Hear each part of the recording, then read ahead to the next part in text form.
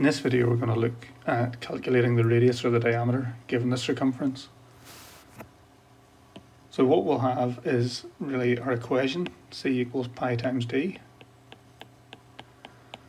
And to work out the diameter, what we'll need to do is divide by pi.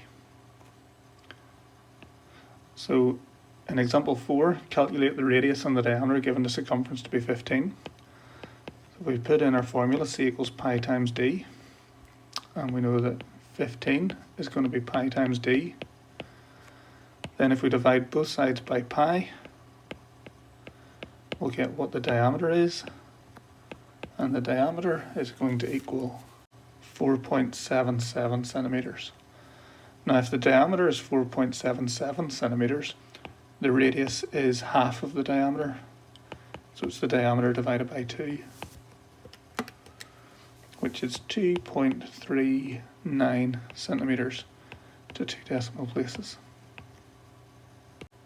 Example 5, calculate the radius and the diameter given the circumference to be 8 meters. So again, the circumference is pi times d. So 8 is going to be pi times d.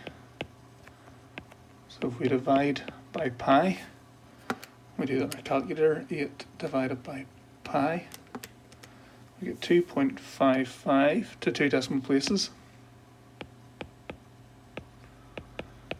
So that's the diameter. The radius then is the diameter divided by 2, it's half of it. So if we divide by 2, we get 1.27 centimeters. So R is 1.27 centimeters, D is 2.55 centimeters, and those are both the 2 decimal places.